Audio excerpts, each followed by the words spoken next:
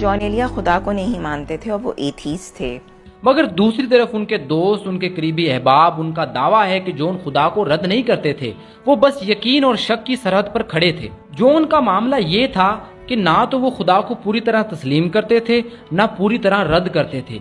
इसीलिए उनके कई अशार ऐसे हैं जो सुनने वाले को उलझा देते हैं, शक में डाल देते हैं कि आखिर जॉन का खुदा के बारे में मौक़िफ़ क्या है। यूं जो तकता है कोई रहता है आसमान में क्या। वो खुद कहते थे कि खुदा के वजूद के जितने दलाइल हैं उतने ही दलाइल उनके ना होने के भी हैं, और किसी एक को कुल्ली तौर पर मान लेना या रद्द कर देना इतना आसान नहीं। इसमें कोई शक नहीं कि जॉन एलिया उर्दू शायरी की वो रोशनी है जिसने जाने कितने दिलों को जलाया, कितने ही लोगों ने उनके लफ्ज़ों को अपनी तन्हाई का साथी बनाया। उनके पास नाम था, इज्जत थी, शोहरत थी, मगर इस सब के बावजूद जॉन एलिया की ज़िंदगी आसान नहीं थी।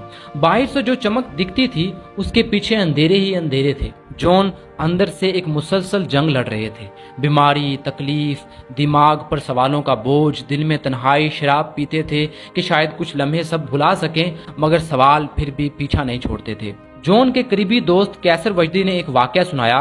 कहते हैं कि जिस घर में जॉन रहते थे वो बेच दिया गया। जॉन के हिस्से की रकम अभी मिली नहीं थी कि मकान खरीदने वाला बंदा आ धमका और बोला, 1 घंटे में मकान खाली करो। अब जॉन कहाँ जाते, क्या करते?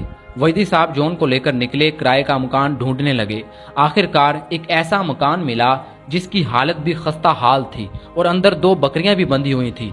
वजदी साहब ने कहा, यार इसमें बकरियां हैं, जॉन भाई कहाँ रहेंगे? मकान मालिक ने कंधे उचकाए, यही है, रहना है तो रहो वरना चले जाओ। जॉन भी उस वक्त मजबूर थे, जिसकी वजह से वो बकरियों वाला मकान ठिकाना बना। फिर शकील आदिलजादा ने कैसर वजदी को फोन किया कि जल्दी से जॉन एलिया साहब को उस जगह से निकाल कर अनीक के घर ले जाओ। लेकिन किस्मत जॉन एलिया के साथ कहाँ थी। 2 दिन बाद कैसर वजदी को दोबारा फोन आता है कि जल्दी से जॉन एलिया के पास पहुंचो, नहीं तो अनीक जॉन एलिया की पिटाई लगा देगा। वजदी साहब भागम भाग वहां पहुंचे तो देखा जॉन एलिया अपनी कमर पर हाथ रखे मकान की तरफ देख रहे हैं और ऊपर से उनका बिस्तर नीचे फेंका जा रहा है। वजदी साहब हैरान हुए, जॉन को वापस उसी 2 बकरियों वाले मकान में ले आए। कुछ दिन बाद इंडिया से मुशायरे का दावतनामा आया, लेकिन जाने के लिए पैसे नहीं थे क्योंकि वजदी के पास भी कुछ नहीं था और जॉन के भी माशी हालात ठीक नहीं थे। जॉन ने कहा, शकील के पास चलते हैं, शायद उससे कुछ मदद मिल जाए। तो दोनों रक्शे में बैठकर शकील के दफ्तर पहुंचे। जैसे ही रक्शे से उतरकर दफ्तर की तरफ जाने लगे तो पीछे से रक्शे वाले ने आवाज दी। तो उसने कहा, ओ किधर जा रहा है, किराया कौन देगा? तो मैंने कहा, भाई अभी ऊपर से आकर किराया दे रहे हैं। तो कहने लगा, नहीं, एक आदमी जमानत पे इधर ही रुके। अब जॉन एलिया की हालत को देखते हुए उनको पैसे लेने तो भेजा नहीं जा सकता था। आखिरकार कैसर वजदी ने जॉन को रक्शे वाले के सुपुर्द किया और खुद ऊपर पैसे लेने चले गए। अब रक्शे वालों को क्या इल्म था कि जिस शख्स को उसने अपनी तहवील में रखा हुआ है वो कौन शख्स है। अगर उसे इल्म हो जाता कि ये जॉन एलिया है तो शायद वो उनके पैरों में पड़ जाता, लेकिन शायद दोनों की किस्मत कुछ और ही चाहती थी। खैर, कैसर वजदी पैसे लेकर पहुंच गए और यूं जॉन एलिया साहब को उसकी तहवील से छुड़वा लिया गया। अपनी जिंदगी के आखिरी दिनों में जॉन एलिया मुसलसल तौर पर बीमार रहने लगे। उनके टीबी के मर्ज में शिद्दत पैदा होती रही, खून थूकते रहे मगर शराब को ना छोड़ सके, जिससे उनका एक फेफड़ा मुकम्मल तौर पर खराब हो गया, दूसरा भी 80% जाया हो चुका था। आखिरी वक्त में जॉन एलिया इस कदर बीमार हो गए कि डॉक्टरों ने भी जवाब दे दिया। आज मैं बड़ा हसास हूँ, क्योंकि मेरा ख्याल ये है कि ये मेरा आखिरी मुशायरा है और उसके बाद मेरा खेल खत्म होने वाला है। वफात से कुछ दिन पहले जॉन एलिया इस कदर दुखी हो चुके थे कि वो बात बात पर रो देते। हर वक्त अपने बाबा, अम्मा, भाइयों और बहन को याद करते रहते। अमरोहा वापस जाने की जिद करते, कहते कि अब वही जाकर अपनी बहन के पास रहेंगे। शाम का वक्त उन्हें चुप कराते समझाते गुजर जाता। फिर वो दिन भी आया जिसका दुख कभी नहीं जाएगा। रमजान का आगाज था, दूसरा रोजा जुमे का दिन। खालिद अहमद अंसारी जॉन एलिया को देखने उनके घर पहुंचे। ड्राइंग रूम में मौलाना साहब बैठे कुरान की तिलावत कर रहे थे। खालिद अहमद अंसारी ने सलाम किया और जॉन एलिया के बारे में पूछा। मौलाना साहब ने कहा कि जॉन अभी कुछ देर पहले ही बैठे थे, अब अंदर कमरे में हैं।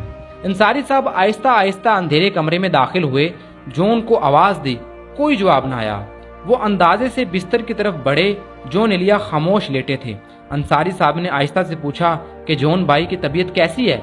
जवाब में सिर्फ हल्की सी सांस की खरखराहट सुनाई दी। جون ایلیا صاحب نے دھیمی آواز میں کہا طبیعت ٹھیک نہیں ہے۔ انصاری صاحب نے پوچھا لائٹ جلا دوں؟ جون ایلیا نے آہستہ پوچھا کہ جون بھائی کی طبیعت کیسی ہے؟ جواب میں صرف ہلکی سی سانس کی کھرکھراہٹ سنائی دی۔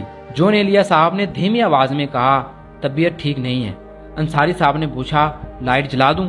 جون ایلیا نے آہستہ سے کہا نہیں۔ وہ واپس ڈرائنگ روم میں آئے تو انہوں نے دیکھا کہ مولانا صاحب ابھی بھی قرآن پاک کی تلاوت میں مشغول ہیں۔ تو انہوں نے مولانا صاحب کو اپنی طرف مخاطب ہو کر کہا کہ مولا صاحب آپ کسی ڈاکٹر کو بلا لیں، کیونکہ جون ایلیا صاحب کی طبیعت بہت زیادہ خراب ہے، وہ بالکل بھی ٹھیک نہیں ہے۔ تو مولانا صاحب نے کہا کہ جون ایلیا صاحب کسی اور کو نہیں دکھاتے، وہ صرف ڈاکٹر محسن کو دکھاتے ہیں۔ جب انہوں نے ڈاکٹر محسن کو کال کی تو وہ تراویحوں کے لیے جا چکے تھے۔ خالد احمد انصاری نے کہا کہ کسی اور ڈاکٹر کو دکھا دیا جائے، ایسی حالت ان کی پہلے کبھی نہیں دیکھی۔ مولانا صاحب نے تسلی دی کہ اگر ضرورت ہوئی تو لے جائیں گے اور آپ کو بھی گھر سے بلا لیں گے۔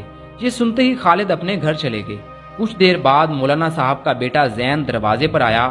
اس نے بس اتنا کہا خالد بھائی جون دادا اب اس دنیا میں نہیں رہے۔